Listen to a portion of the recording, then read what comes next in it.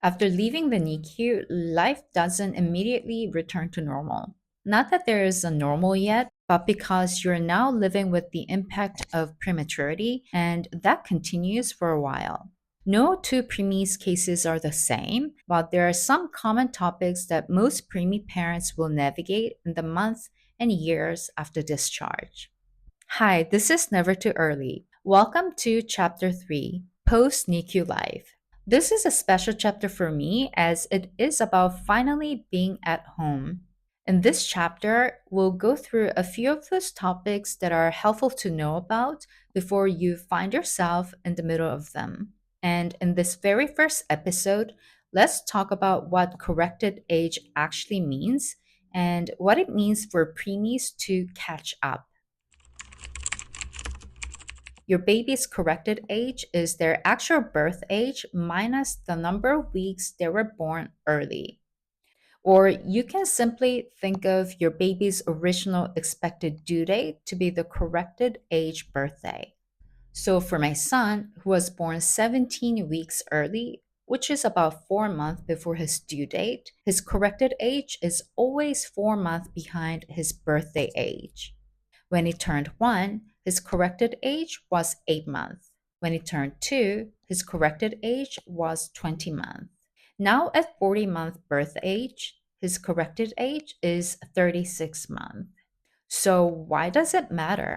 Because using corrected age gives you a better idea of when your baby should reach common developmental milestones. Without it, a preemie is compared to full term babies around his birthday age, not with the peers in the same early developmental stage. For example, a 4 month old preemie born 2 months early gets compared to a 4 month old full term baby, which isn't fair or useful. So we want to avoid that. The corrected age gives your baby credit for where they actually are. Pediatricians use corrected age for tracking development correctly until about 2 years of age.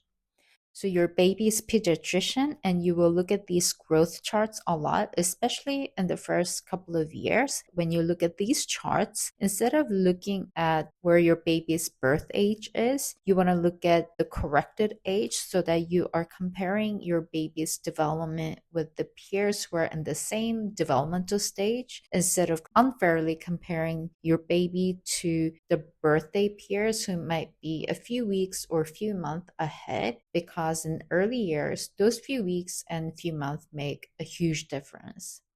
For extreme preemies, it's often used longer because the gap is larger and takes more time to close. In our case, we're still using it at the age of 3, especially with my son's mobility delay.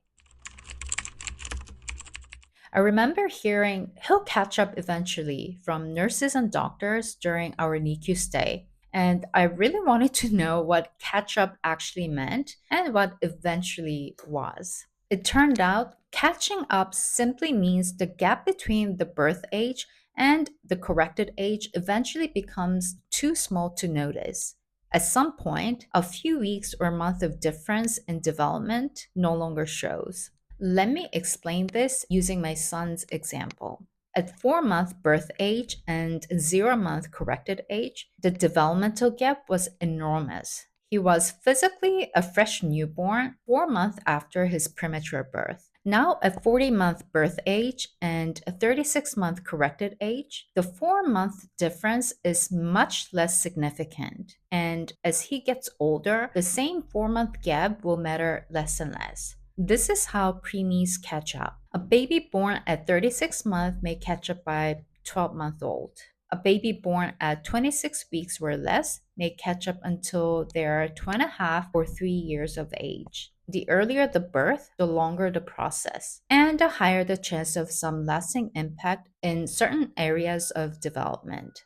But even in very similar cases, no two babies hit their milestones the same way. Nobody can tell you exactly when your preemies catch up will complete.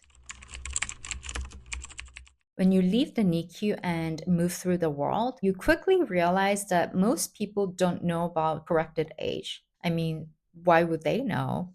Other children and parents at the playgrounds, grannies in the neighborhood, people in the shops who just want to say hello to the baby. I mean, the world is warm and welcoming towards the baby, and people are curious. And there's always someone who asks, "Oh, how old is your baby?" with their eyes sparkling with wonder. Especially in the first year, I tried explaining the prematurity and the 4 month gap whenever it came up because at that stage, the 4 month was huge and the difference was so visible. Eventually, for quick conversations with people I wouldn't see again, I learned to just use his corrected age and move on. And if some of them become the familiar faces, then I would bring it up and share a bit more about prematurity later. You can explain your baby was born early or simply use corrected age in casual conversations, whatever feels right in the moment.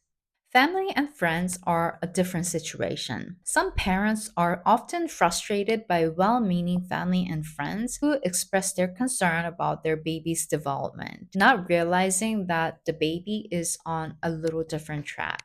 Unlike strangers who move on after a short conversation, family members want to stay engaged and ask follow up questions and compare with someone else's baby they know, and so on. So you may find yourself explaining and defending the gap more with the people close to you than with friendly strangers, which is its own kind of exhaustion when you're already doing so much taking care of your preemie. Give yourself permission to set the terms of those conversations.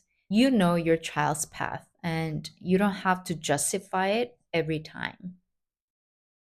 Graduating from the NICU is a huge milestone, and then you quickly realize it wasn't the finish line. The patience that got you through the NICU stay is the same patience you will need in the early years at home. Your child is still living in the gap between birth age and corrected age, and so are you. Some preemies close that gap within a year or two. For us, at 3 years, we still have more to go, and that's okay. Each child moves at their own pace in their own time. Our job is simply to support that and to remind ourselves and anyone who needs reminding that the gap doesn't define the destination. Thank you for being here. I'll see you in the next one. This is Never Too Early.